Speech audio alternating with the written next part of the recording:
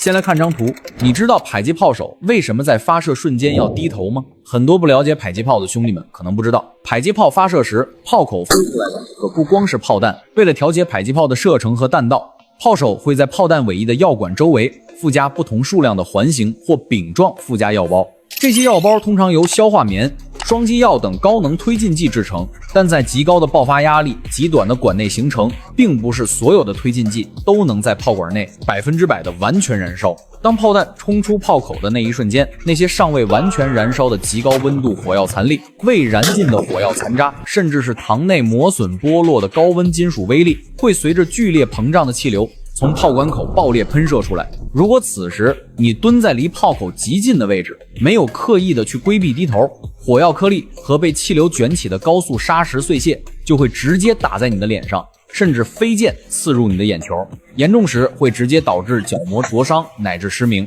所以士兵在把炮彈放手落入炮管的瞬間，必須做出一套形成肌肉記憶的標準化動作：放手，迅速將雙手抽回並貼緊身體兩側，同時立刻低頭，並將頭部轉向偏離炮口和拋殼方向的位置。同時，迫擊炮發射所產生的炮口超壓衝擊波對人體同樣有着極大的傷害。別以為戴個防噪耳塞或者戰術耳機就徹底沒事了，在距離炮口最近的傷害核心區域，如果你不低頭，把毫無防護的頭部、面部和頸部直接暴露在這個高壓擴散區，衝擊波會直衝腦部。一次兩次你可能會覺得有點頭暈，但如果連續發射十幾發甚至幾十發炮彈，這種衝擊波就會對腦組織造成嚴重的微創傷性腦損傷。很多迫擊炮手在退役多年後出現的創傷後應激障礙、永久性頑固偏頭痛，甚至神經系統功能受損，其實就是這種近距離長期累積的超壓衝擊波。所以低頭、彎腰，盡可能降低身體姿態，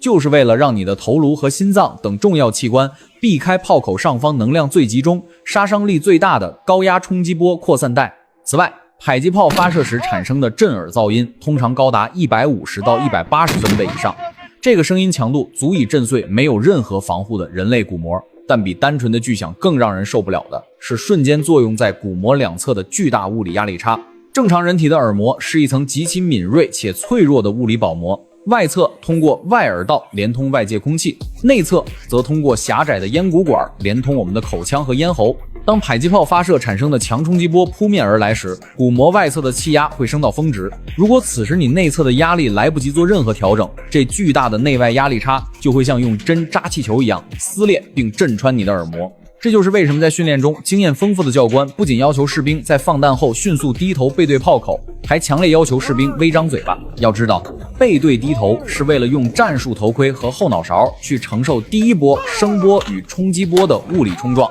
避免面部和器官正面對衝；而微張嘴巴則是為了讓咽鼓管開口保持自然開放的狀態，使中耳內側的氣壓能夠跟隨外界的爆發氣壓迅速完成平衡。這樣一來，鼓膜內外兩側的壓力差被瞬間抵消，耳膜雖然會在衝擊下發生劇烈拉伸，不會被直接震穿撕裂。雖然迫擊炮作為一種前裝式火炮，具有結構簡單、重量輕、射速快且可靠性高的優點，但也存在着極高的戰術操作風險。在硝煙彌漫、戰況極其緊張複雜的戰場環境中，炮手可能會因為巨大的心理壓力和高壓環境出現手誤，比如上一發炮彈因為底火啞火成了遲發彈，還卡在炮管底部，而裝填手誤以為已經順利發射，伸手又塞進去了第二發炮彈，這就是典型的雙重裝填。此外，炮彈引信故障導致的膛內早爆同樣要命。要知道，迫擊炮一旦發生意外炸膛，內部爆轟產生的高能碎片會向四周飛濺。